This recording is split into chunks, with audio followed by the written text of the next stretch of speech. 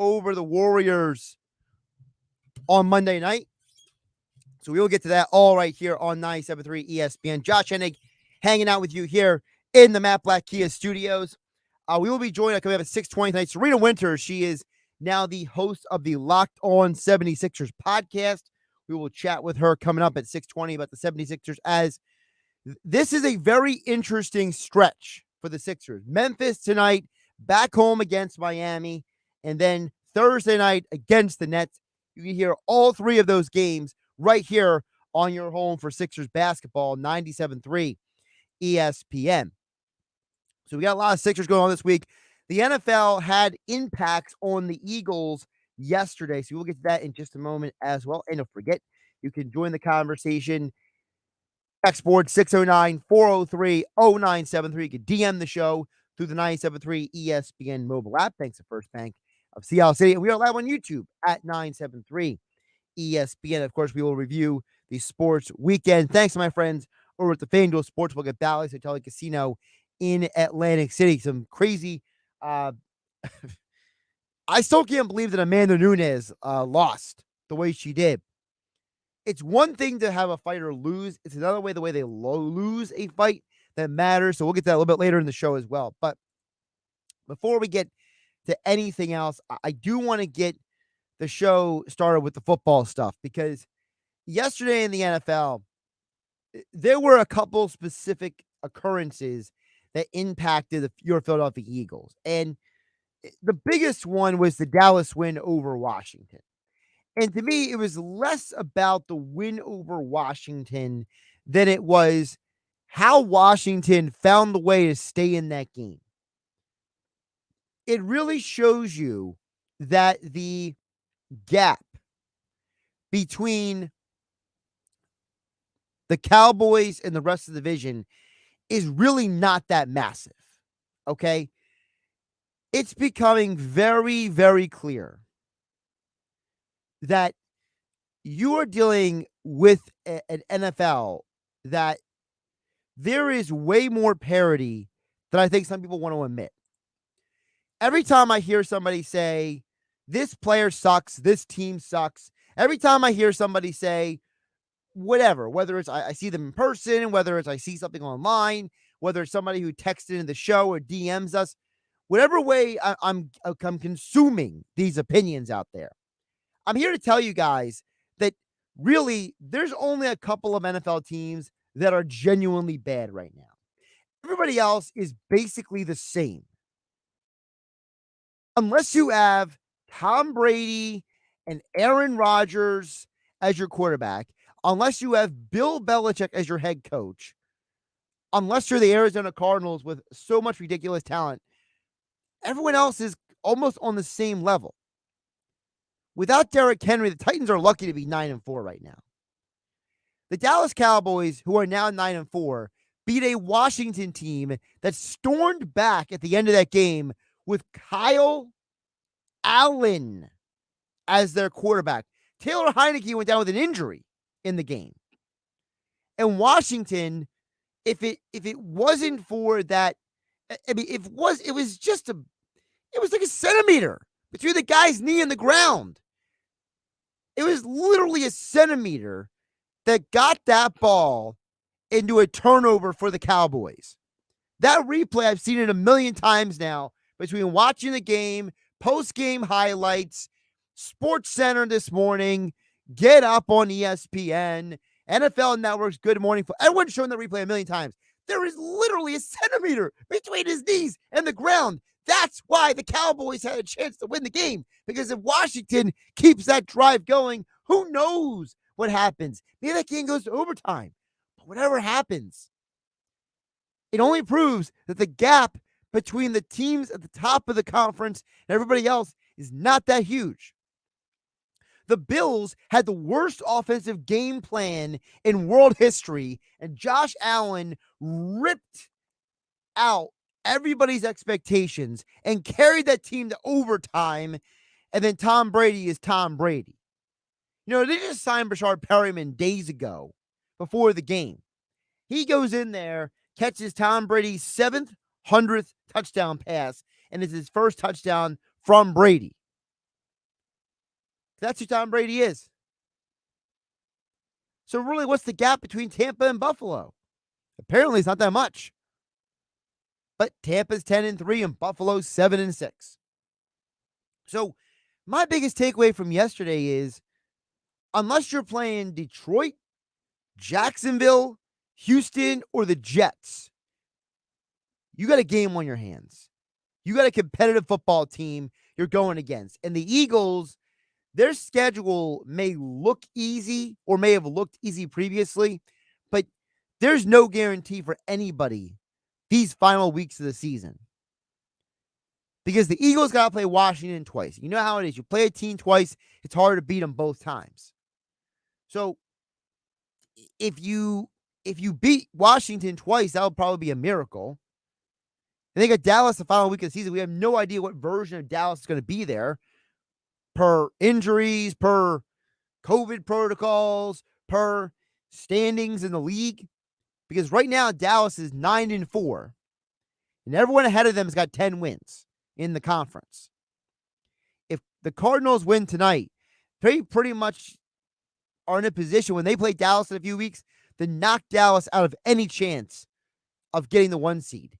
If Los Angeles wins tonight, which they have to do without Jalen Ramsey, by the way, which is a huge loss for them, then if Arizona loses tonight, then the Cowboys still in play for the 1 seed, mathematically.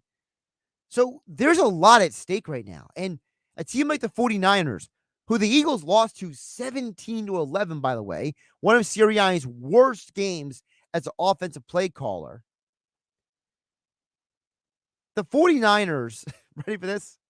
The 49ers, they're 1-4 in their division, but they're 5-5 in the conference. That means that they are 4-1 against the rest of the NFC, but they struggle to beat teams in their own division.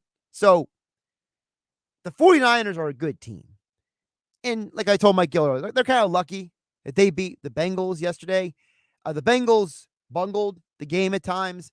Jimmy G should have been intercepted a couple times, but Cincinnati just doesn't have great players on defense. And Joe Burrow, I mean, that guy is tough as nails. I mean, if you don't appreciate Joe Burrow, I mean, that dude is playing through injuries. He's hurt. He's banged up. And he's going out there and putting out the best possible effort. So I'm saying all this to bring it back to, don't assume anything for the next 4 weeks. Don't assume that Green Bay is going to win out. Don't assume the 49ers are going to win out. Don't assume the Eagles are going to go 1-3. Don't assume anything.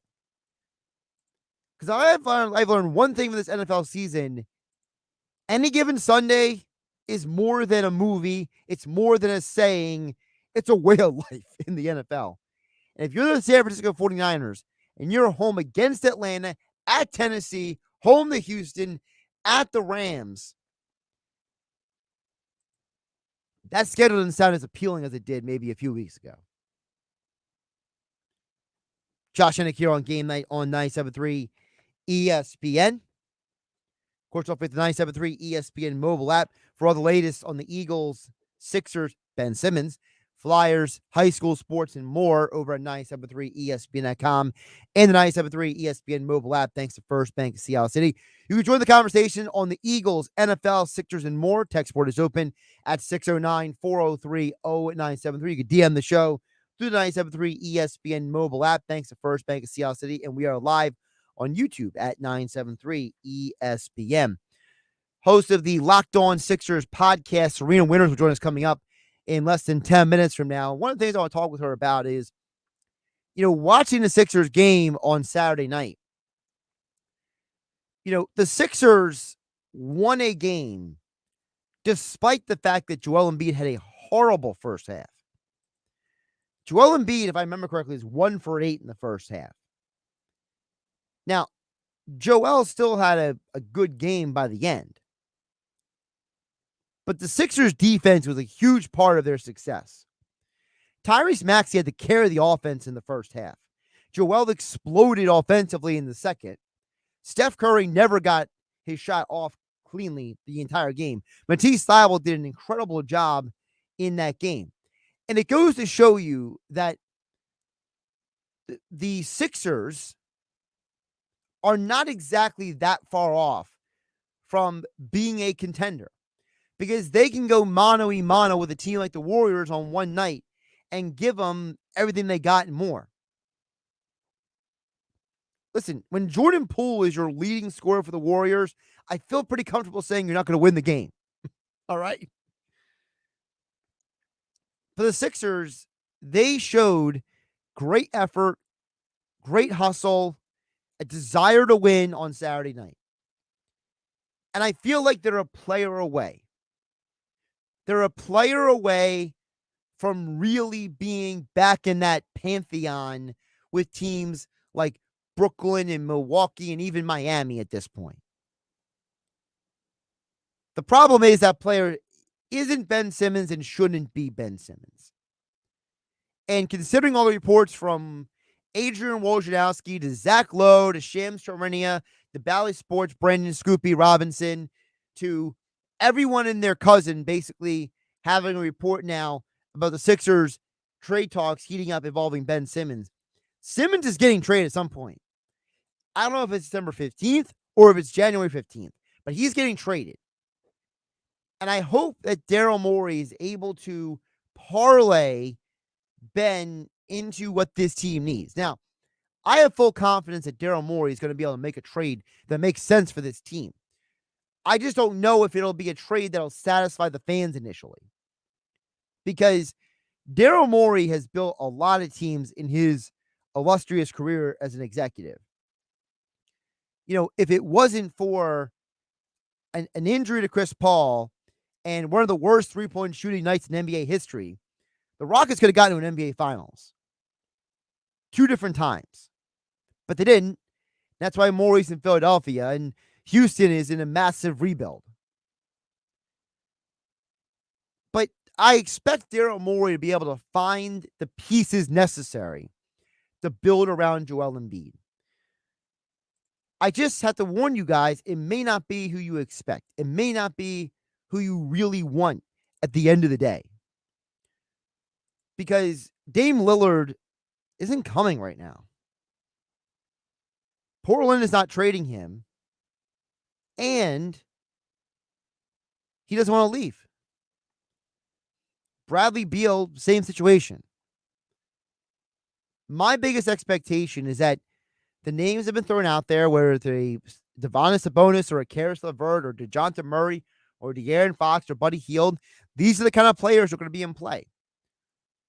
It may not satisfy the Sixers fan base's desire to improve this team overall. But I hope that the Sixer fans' distaste for Ben Simmons is enough to ignore any hyper expectations that may have been out there. Because at the end of the day, the Sixers team needs to put the best team around Joel Embiid. And that's more important than if you got Damian Lillard or not. Damian Lillard isn't the prize. Winning an NBA championship should be the prize. All right, we'll talk more Sixers coming up next with the host of the Locked On 76ers podcast.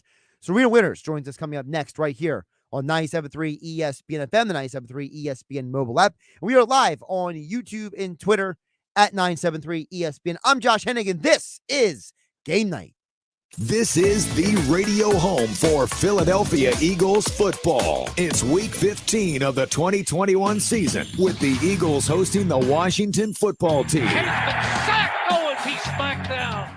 Oh, is he hit down by Josh Sweat? Pre-game coverage begins this Sunday at noon. Maryland Mike call all the action starting at 1. This is where the Eagles play. 97.3 ESPN, South Jersey's Eagles station.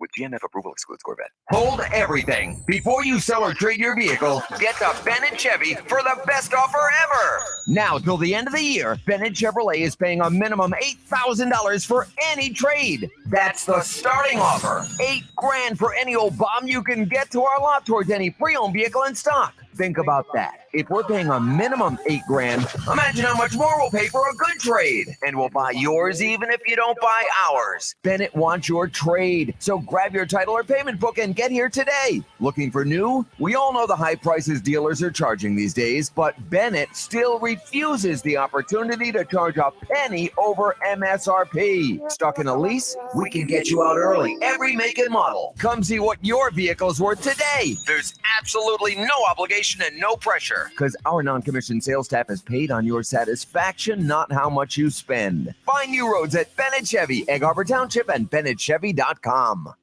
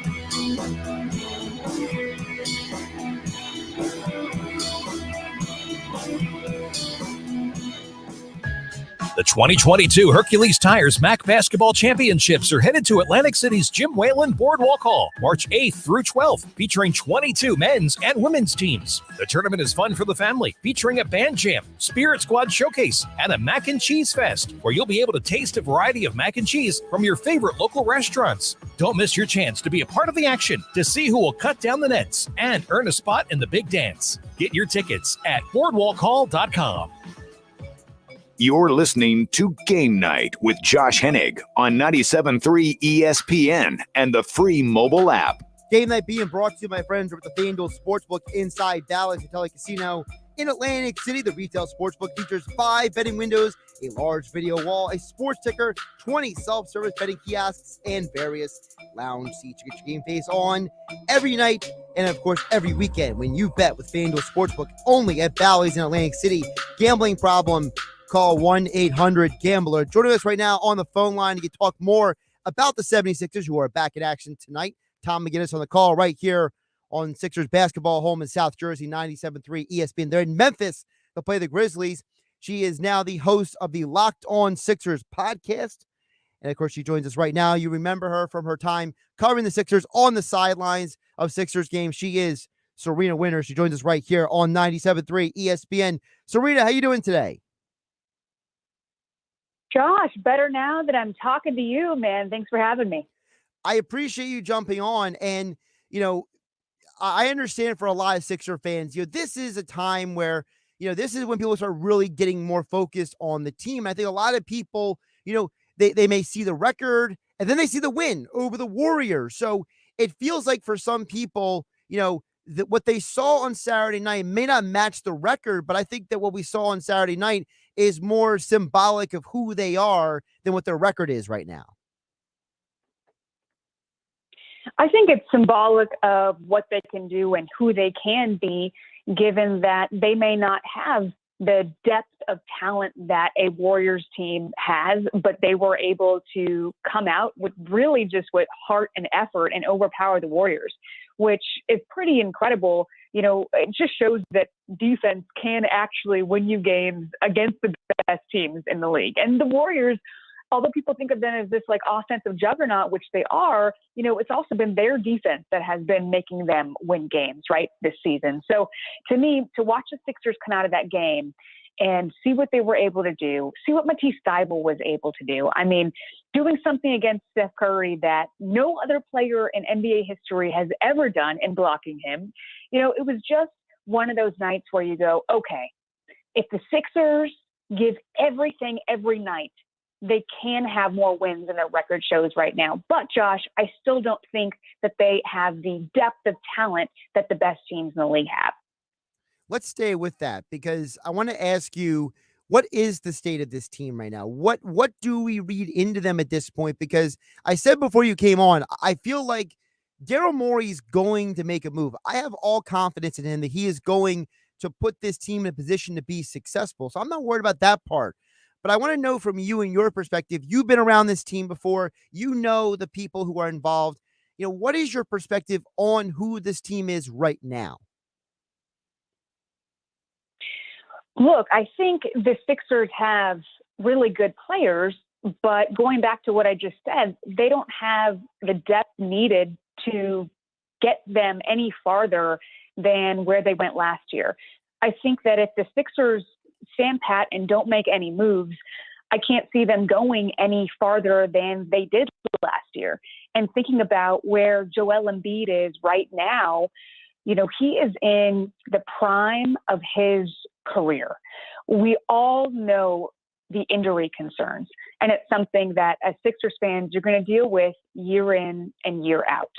But right now it's his prime. Next year is his prime. Maybe the following year. So you look at this team and you go, well, what Daryl Morey eventually does at the trade deadline is going to be fascinating, because if there is an all-star caliber type of player available, you have to do whatever you can to get that player. And I think Daryl Morey would be fully committed to that. I think the trickier question is, Josh, is if that player isn't available, what does Morey do then, right? Does he wait it out and risk this season, which, is a year in Joe's prime? Or does he just try to get some pieces back, a couple of role players for Ben Simmons, and not get the value that he's had his, mindset on? And what he said at the beginning is that he will wait as long as it takes. So I think that's the trickier question there. If that all-star player does not become available, is what do you do at that point? Because I think the Sixers, they could go a couple of routes. But if you can get somebody that can create on the perimeter and that can play defense, I mean, that's going to really, really, really help this team. But at the same time, you've also got to give something up, right? Like, teams are not going to just take Ben Simmons. You might have to give up a Tyrese Maxey. So you've got to think also about the depth in what you're getting. And so it's just going to be really interesting to see what Morey does. Serena Winters joining us here on GameNight on 97.3 ESPN. And follow on Twitter at Serena Winters. Of course, check out the Locked On Sixers podcast, daily podcast every day, talking 76ers. She is the host. Serena, you mentioned about the difference of the type of scenarios that could come with a trade like that. And to me, I feel like that there's a level of player that Daryl Morey may get that may not satisfy certain Sixer fans. I don't see Damian Lillard coming to Philadelphia, for example, but there are a lot of other names being thrown out there that would definitely help Joel Embiid, that would definitely help this team get better. So, what do you suggest to Sixer fans out there where, maybe their hope and expectation is super high, but it might not actually get what they ultimately want in a trade? I think as a Sixers fan, you ask yourself the question that I kind of just proposed, which is, are you okay with kind of, I don't want to say the word wasting this year, but in essence, that's kind of what you do, right? If you don't make a trade for Ben Simmons. The Sixers fan, are you okay with kind of wasting the rest of this season to potentially get that all-star caliber type guy, right? Or as a Sixers fan, would you rather, maybe it's not the all-star caliber, maybe it is a guy, let's call him CJ McCollum caliber type player. Would you rather get that now and not completely waste this year, but do you still think that's championship level, right? And as a Sixers fan, those are the questions you've got to ask yourself, right? I can't tell you what to think in that scenario, but you have to take into consideration where Joel is at right now in his career. Now, with all that being said, I think one of the biggest signs of this season, because the Sixers are 12-4 when Joel Embiid plays, but I gotta say, I think this might be one of Doc Rivers' best coaching jobs I've seen him do in a long time. I understand this is the guy who's won championships. I know this is a guy who did incredible jobs in Orlando and Boston and with the Clippers, but I think the way that he has kept everything moving forward, and the way that we've seen this team play, I think is definitely a credit to him and his coaches. Hey, I would agree with you there.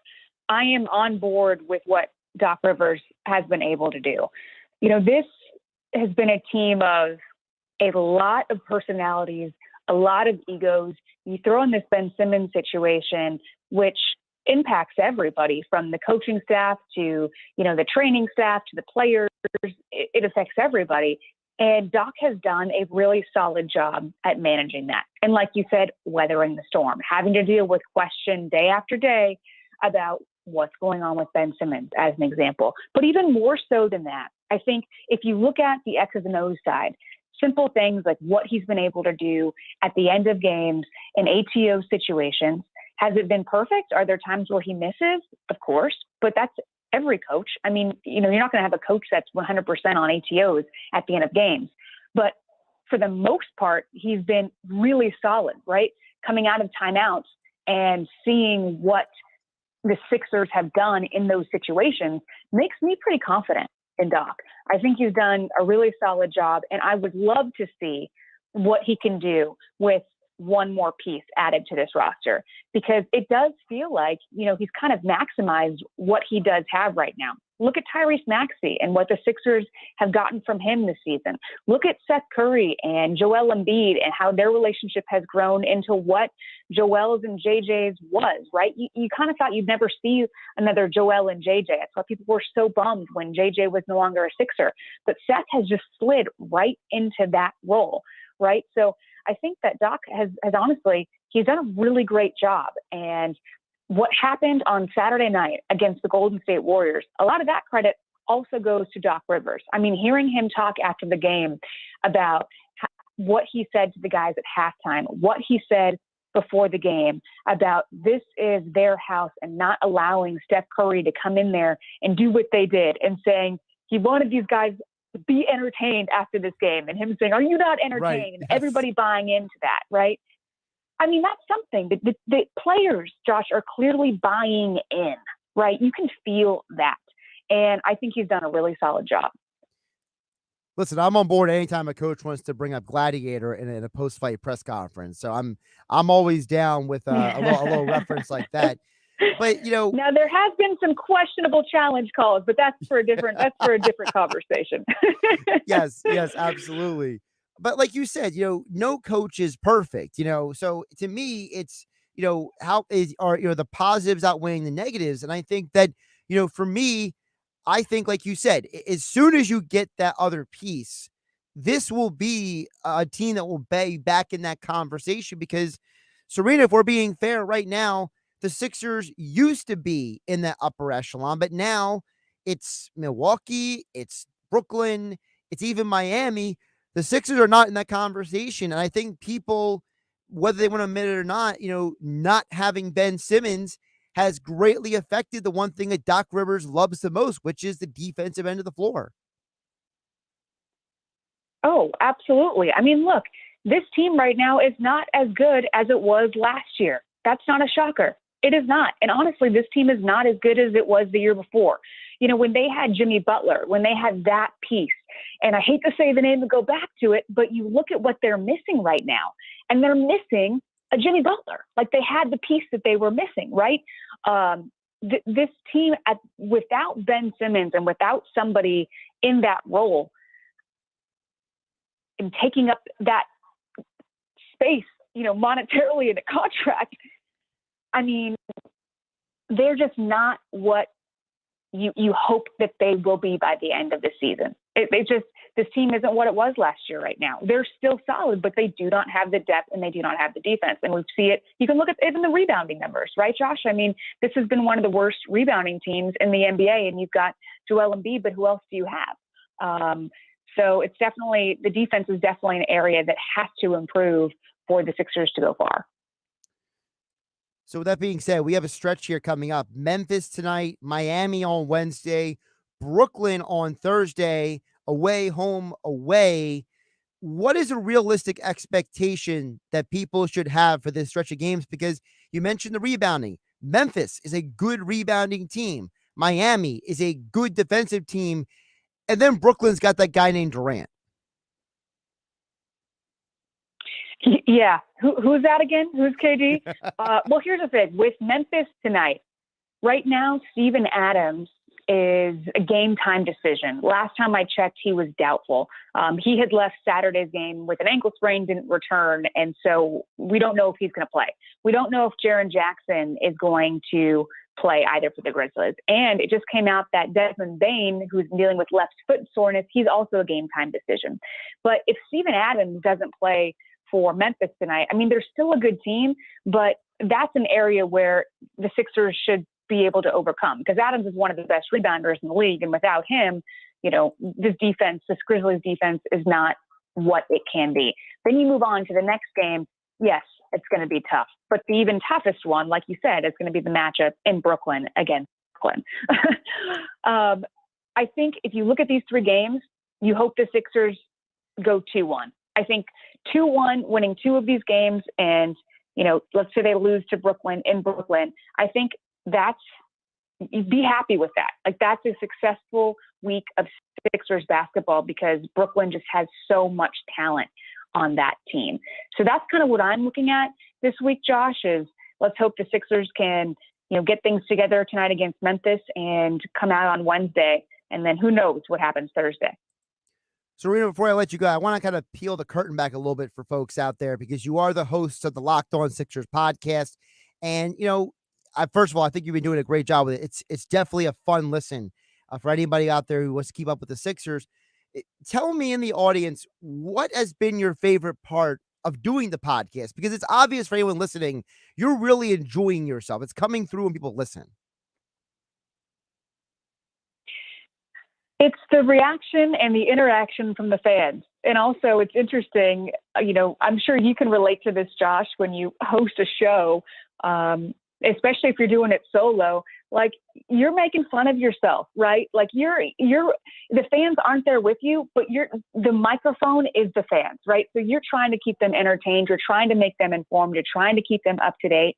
And at the end of the day, for me, since I've been in this business, my whole goal with whatever team I've ever been covering is just to serve the fan base and make them feel like they know more about their team because they're listening. And so for me, Josh, that's the fun part. Again, it's Locked On Sixers is the podcast. Serena Winters is the host. Subscribe, download, go on Apple, give it the 5-star review at Serena Winters on Twitter. And she joined us right here on Game Night on 97.3 ESPN. Serena, Always appreciate your time, and we'll look forward to the next podcast. Sounds great, Josh. We'll do it again. Josh Hennig here on Game Night on 97.3 ESPN. Yes, Sixers basketball back on your radio today. Tom McGinnis on the call, 8 p.m. They are in Memphis. You can hear all the action with Tom McGinnis right here on 97.3 ESPN. All the other side, we'll get back to you guys' thoughts and comments. Text board is open at 609-403-0973. You can DM the show through the 97.3 ESPN mobile app. Thanks to First Bank of CLC. And we are live on YouTube at 97.3 ESPN. I'm Josh Hennig, and this is Game Night. It's Sixers basketball tonight on 97.3 ESPN with the voice of the 76ers, Tom McGinnis, calling all the exciting play-by-play action. Make it in. They can't stop him. Embiid down low, and he orchestrating to the crowd. Let me hear you. The Sixers are in Memphis to take on the Grizzlies. Coverage begins at 8 p.m. Philadelphia 76ers basketball on your radio home of the Sixers in South Jersey. 97.3 ESPN.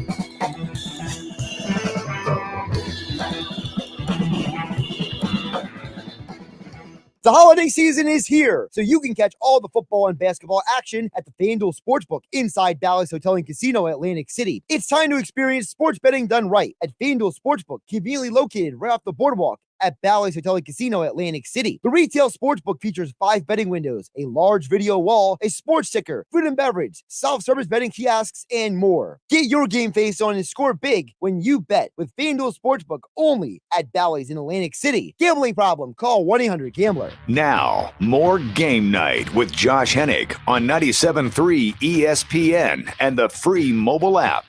We got a lot to get to here. Obviously, we'll talk some Sixers, recap UFC 269 on Saturday night, which I'm still trying to wrap my head around Julia Pena's win over Amanda Nunes. I'll explain why in just a moment. Don't forget about my friends over at the FanDuel Sportsbook. Turn every Tuesday into payday with TNT Tuesdays on FanDuel Sportsbook. It doesn't matter if you win or lose. FanDuel is giving all customers $10 back every Tuesday. Just bet $10 or more same-game parlays on any NBA on TNT game. Same-game parlays are a perfect way to turn a small bet into a big-time score. So lock in your bets each Tuesday and get $10 back, win or lose, with TNT Tuesdays. And tomorrow night, TNT Tuesdays include Steph Curry at the Knicks. Do the Knicks have somebody who can slow him down like Matisse Thybulle? I don't think so. Steph might get that three-point record tomorrow night on TNT Tuesday. If you're new to FanDuel, just sign up today with promo code Hennig to get your first bet risk-free up to $1,000. That's promo code Hennig to make every moment more this NBA season exclusively on the FanDuel Sportsbook app. Must be 21 or older and present in New Jersey. Bonus issued is non-withdrawable site credit that expires in 7 days. Max bonus $10. Restrictions apply. See terms at sportsbook.fanduel.com. Gambling problem? Call 1-800-GAMBLE. Yeah, tomorrow's TNT Tuesday games. Warriors and Knicks followed by Suns at Portland. We'll get deeper into some suggestions for what you can see in game parlay tomorrow night here on 97.3 ESPN. But right now, I'll get back to you guys' thoughts, comments. Text board is open, 609-403-0973. You can also DM the show through the 97.3 ESPN mobile app. Thanks to First Bank of CLC. And we are live on YouTube at 97.3 ESPN. Dan EHT chimes in and says, is it possible that Daryl Morey can pull off a blockbuster trade? Most speculate the Sixers are going to get a lot less for Ben Simmons, but what if he adds picks and Maxey? Could we be in for a nice surprise? That's a question from Dan EHT. Well, Dan, first of all, I don't think it's a coincidence that everyone is pointing to this December 15th. I've been doing it for a month now. All the NBA insiders are pointing it. From Adrian Wojnarowski to Shams Charania. We have Bally's Sports NBA insider Brandon Scoopy Robinson on last week's show. I think that this deadline has been all about trying to find enough contracts to make the numbers work. You look at, for example, Furkan Korkmaz. Furkan Korkmaz is basically starting to fall in the Doc Rivers doghouse. He's a guy that is getting less and less playing time because of his inconsistent play. And he's a guy the Sixers signed hoping his game would grow and he would evolve. And I think that Furkan has grown since they drafted him. I don't think it's grown as much from last year to this year as Maxey and Seth Curry have. So he's a guy whose contract would help the Sixers make a big deal happen financially, numbers-wise. Don't be surprised if Niang is included in the deal. I think that he's been solid and good for the Sixers, but I don't think he's anything exciting or earth-shattering. Another guy is Shake Milton. Shake Milton could be included in a trade. I think the Sixers want to keep Tyrese Maxey if at all possible.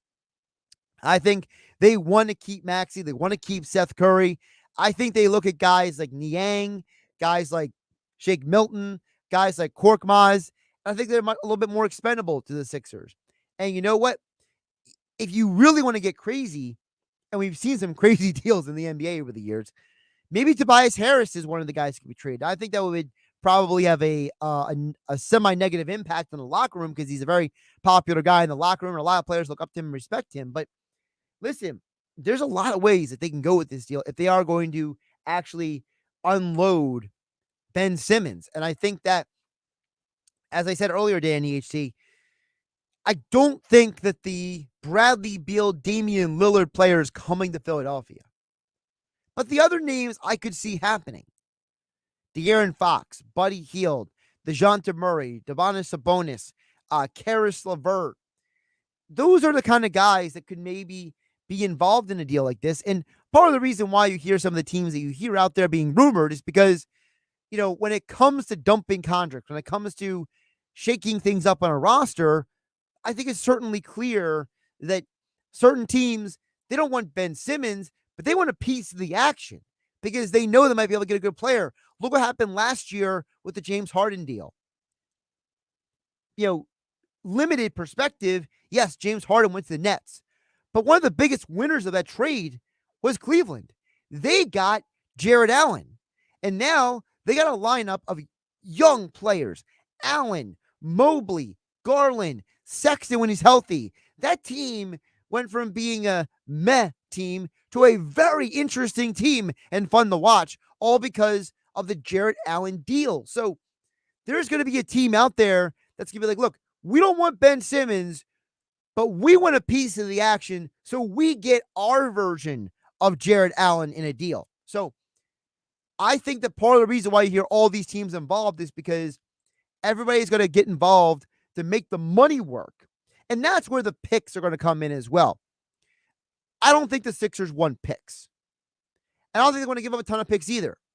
But there could be a team that gets dumped to salary that will give up their picks that'll say, hey, I want fill-in-the-blank player from Philadelphia, Minnesota, or whoever. And so Ben Simmons, history will say, like with the Nets, Harden ended up in Brooklyn. But what gets forgotten about is Karis LeVert went to Indiana, Oladipo went to Houston, and that Jared Allen went to Cleveland. So there's a lot of things that can go on with this deal. And Daryl Morey is one of the experts at multi-team trades. He's a guy who's made a ton of big trades in his time. So I have full confidence that if there's anyone who's going to be able to maximize the Ben Simmons trade, it's probably Daryl Morey. All right, another texter chimes in over at 609-403-0973. Texter says, how much does Oliveira being Dustin Poirier, UFC 269, tarnish Khabib and McGregor's legacy? It's a great question because a UFC 269 was a much about perspective on MMA history. Oliveira is the one guy Khabib Nurmagomedov never fought at lightweight. And he really only defended the belt, 3 times, basically? So you could argue that for all the people who want to say Nurmagomedov is one of the greatest fighters of all time, the resume looks a little bit less fancy. It looks a little bit less spectacular. Having that undefeated record loses value because who doesn't have an undefeated record? Anderson Silva. Who doesn't have an undefeated record? George St. Pierre. And both of them are considered better fighters than Khabib Nurmagomedov. I think that when you go into the sport of boxing, we don't hold the losses against Muhammad Ali because he avenged most of those losses. He lost to Joe Frazier and then beat him later. Boxing, like MMA, we tend to have this idea of, what's your legacy? And then we hold strange things against people. And I think that, yes, Poirier losing to Oliveira does put some sort of, I don't want to say demerit, but, it lessens the value. It's like with the college football BCS committee. When college football says, hey, this win is more valuable than this loss, or this loss is more valuable than this win. George St. Pierre avenged the Matt Serra loss. So it looks less like a blemish on his record. Poirier has now fought 2 sitting champions, Khabib and Oliveira. He's lost to both of them. And you could argue there were moments in both fights you thought Poirier could win. And I think that is a huge part of the story. And you ask me who holds lightweight strap this time next year. That's a hard question because I think that Charles Oliveira has shown that his evolution as a fighter has been immense. His growth from being just a guy who could do a handful of things to being a high-level champion is an incredible journey for him. I think that he has to prove that he can take out anyone in the division. I think now is, okay, you got your first title defense out of the way. Now you got to start racking up the wins. He's got to beat Justin Gaethje. If Beneil Dariush is down the road or Islam Makhachev, he's got to beat these guys. You know, guys like Beneil and Islam, these are guys who are very different fighters than who Oliveira's already beaten to win the championship at Chandler and his first defense in Poirier. So part of that legacy you talk about is also what Oliveira does moving forward. I think that for Oliveira, if he fought Islam right now, Islam Makhachev, I think he beats him, honestly. Dariush, I think he beats him. Gaethje, that's the one I'm curious about. Because Gaethje is, some people believe, a more talented version of Michael Chandler. Chandler gave Oliveira a fight. Poirier gave Oliveira a fight. Does Gaethje do something the other two didn't? That's the question. I don't think there's anyone in this division who can definitively beat him at this moment in time. Now, things can change the next year. You know, does Rafael Dos Anjos, a former champ, work with the rankings? We'll find out. Now, I mentioned Amanda Nunes and Pena. I mean, I got to tell you guys, what surprised me wasn't Juliana Pena winning. It was how she won. Watching that fight again, I have a lot of questions about what was really going on in that fight because it seemed like in the first round, Amanda Nunes was dominating the fight. But as we saw in a lot of other fights on the card, the second round, she was not the same person. And when Pena got that submission, I was really wondering, man, that was a quick tap. And I still haven't seen a good angle about how tight that choke was. When I first saw it, I thought it was a cross-face choke. They, on the record, called it a rear naked choke. It didn't look like she had full grip of the neck. It looked like she was like a partial jaw, partial neck. So either Amanda panicked or Juliana had an incredible grip on her that I don't think anyone realized. I want to see Pena versus Nunes too, because I think that I have some questions that need to be answered. I need to find out if Amanda Nunes can be the next GSP or is she next to Ronda Rousey. I'm Josh Hennig. This is GameNight. Catch you tomorrow.